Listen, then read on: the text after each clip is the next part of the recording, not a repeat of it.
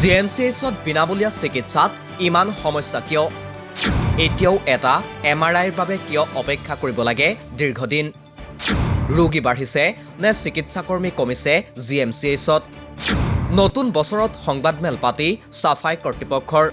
আমাৰ প্ৰায় 33খনতকৈ অধিক বিচনা আমাৰ ডায়েলিচিছৰ কাৰণে আছে আৰু আপুনি যদি এতিয়া এপইণ্টমেণ্ট ল'ব যায় আপুনি এপইণ্টমেণ্টটো আজি নাপায় লগে লগে, ইমান ভিৰ হৈছে। গতিকে সেই ক্ষেত্ৰত যদি ডায়েলিচিছৰ ভিৰ হৈছে, ডায়েলিচিছৰ পেচেণ্টখিনিও ভিৰ হৈছে আৰু ডায়েলিচিছৰ পেচেণ্টখিনিৰ অসুবিধা এটা হয় কি যে তেওঁলোকে বাহিৰৰ পৰা ডায়েলিচিছ কৰিব আহে আৰু ডায়েলিচিছ কৰাৰ লগে লগে তেওঁলোকৰ আনুষংগিক যিবিলাক বেমাৰ, বা কাৰোবাৰ প্ৰেছাৰ ফল কৰে, কাৰোবাৰ এনিমিয়া হৈ আছে, তেওঁলোকক আমি সেই মানুহখিনিক ডায়েলিচিছৰ কাৰণে আকৌ তেওঁক আমি বেডখন দিব নোৱাৰোঁ, কাৰণ বেডখন আমাৰ নেফ্ৰটিক চিণ্ড্ৰম বা আধা বেলেগ বেমাৰী ভৰ্তি হৈ আছে।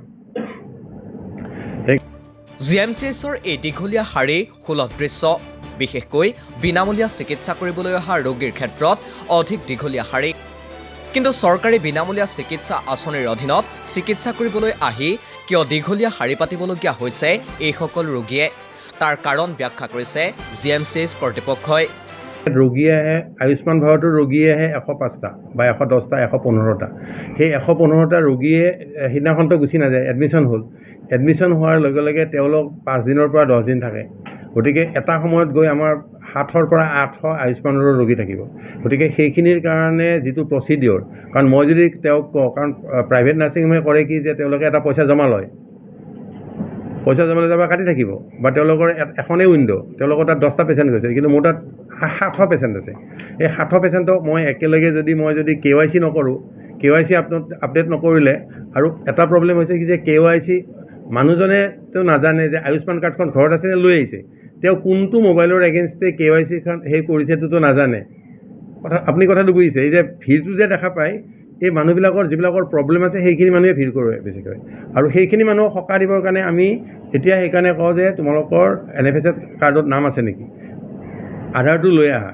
আৰু কিছুমানৰ আমি আকৌ আধাৰ আমি ইয়াতে PMJ কাৰ্ড বনাই দিওঁ, সেইকাৰণে যদি মোৰ তাত আহে বনাই দিওঁ, অফিচৰ তাত গ'লে বনাই দিয়ে, কাৰণ কি মানুহজনে ঘূৰি ফুৰে যে নামটো ভুল আছে, কিবা হেৰি ভুল আছে। নামটো ভুল হ'লেতো আপোনাক, আৰু এটা কথা আপোনালোকৰ গেটাৰ্থে এটা জনাই থওঁ যে আয়ুষ্মান কাৰ্ডৰ এপ্ৰুভেলটো আমাৰ হাতত নাই, এইটো দিল্লী যায়, ISত যায়, ISে আকৌ এইটো এপ্ৰুভ কৰিলেহে সেই পেকেজটো আহে।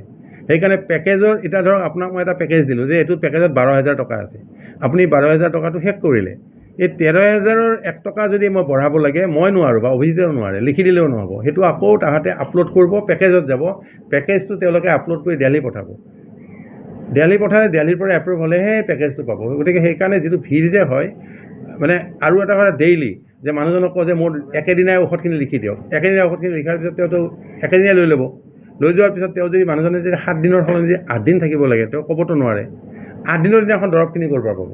গতিকে 8 দিনৰ কাৰণে তেওঁ লাইন পাতিবই লাগিব আকৌ ল'বৰ কাৰণে। সিমানেই নহয়, কিছুদিন পূৰ্বে গুৱাহাটী চিকিৎসা মহাবিদ্যালয় হস্পিটেলত এটা MRIৰ বাবে 2 মাহ পৰ্যন্ত ৰোগীয়ে অপেক্ষা কৰিব লাগে বুলি অভিযোগ উঠিছিল।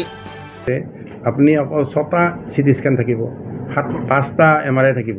গতিকে তাতকৈ আৰু বেছি ধৰক মানে কি আপুনি মেচিনটো দি একো কৰিব নোৱাৰে, পিছফালে মানুহ নালাগিব। গতিকে সেই হিচাপততো মোক সেই হিচাপত ৰেডিঅ'লজিষ্ট লাগিব, সেই হিচাপত মোক টেকনিচিয়ান লাগিব, এটা আনুষংগিক স্পেচ লাগিব। গতিকে হয়, কিছুমান বস্তু আমি যেনেকৈ ধৰক আপুনি মেডিচিনৰ চিকিৎসাটো মই এটা ৰুম বঢ়াই দিলোঁ, কৰি দিলোঁ, কিন্তু MRIটো কৰাৰ লগে লগে মোক প্ৰায় 30 কোটি টকাৰ যোগাৰ কৰিব লাগিব। সেইটো কাৰণে অকণমান দিগদাৰ হয়। তথাপিও আমাৰ এতিয়া 4টা আছে। টেকনিচিয়ান আমাৰ অভাৱ নাই, আমি এইটো HMSৰ পৰা লৈ থাকোঁ। আমি এইটো আপোনালোকে জানে কিজানি যে আমাৰ যিটো CT আৰু MRI আমাৰ ফালে ইয়াত আছে, আৰু 1 তাৰিখৰ পৰা আমি যোৱাকালিৰ পৰা আমি তাতো কৰিম। আমাৰ আগতে আছিল এইটো 5টাত বন্ধ হৈ যায়, কিন্তু এতিয়া আমি যোৱা 2 বছৰৰ পৰা আমি 10টালৈকে কৰি আছোঁ। সেইকাৰণে মানুহৰ যে কোনো CT স্কেন কৰিব হ'লে আমি লগে লগে কৰি দিব পাৰোঁ। MRI আমাৰ আগতে আছিলে, কাৰণ 5টালৈকে কৰিলে 8টা কৰিছিল, এতিয়া আমি 10টালৈকে কৰোঁ। আমি আকৌ 12টা, 15টা, 18টালৈকে লৈ গৈছোঁ। সেই তেনেকৈ বঢ়াব চেষ্টা কৰিছোঁ। গতিকে আমি 2জন টেকনিচিয়ান এক্সট্ৰা লৈছোঁ HMSৰ পৰা। ইফালে বিগত বৰ্ষটোত জিএমচিএইচৰ কৰ্মৰ খতিয়ান দাঙি ধৰে চিকিৎসালয়খনৰ অধীক্ষকে। 12 লাখ ৰোগী আমাৰ চিকিৎসা মহাবিদ্যালয়ত আহিছে, প্ৰায় 12 লাখ।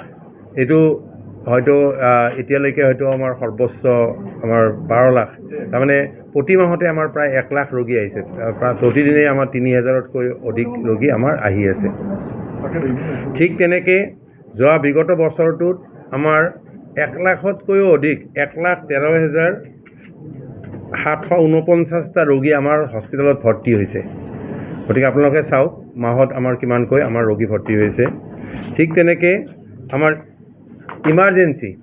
ইমাৰ্জেঞ্চিটো আমাৰ 1,43,000 ইমাৰ্জেঞ্চি কেছ আহিছে গতিকে 1,43,000 আমাৰ ইমাৰ্জেঞ্চি কেছ আহিছে গোটেই বছৰটোত তাৰে ভিতৰত এটা সুখবৰ যে আমাৰ যিটো ৰোড ট্ৰেফিক এক্সিডেণ্ট আগতে আমাৰ খুব আহিছিলে সেইটো বহুত কমিলে